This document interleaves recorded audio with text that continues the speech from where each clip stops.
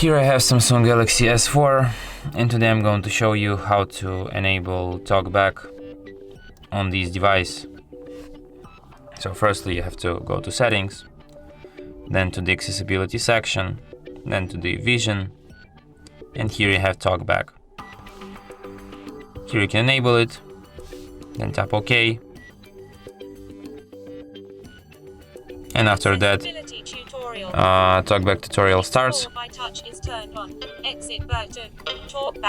So when Talkback is enabled, you can only perform any actions by firstly tapping on it and then double tapping on it to confirm it. So if you want to disable it this way, like this, and that's how you can do it. And that's it. Thanks for watching. If you find this tutorial useful, don't forget to hit that like button and subscribe to our channel.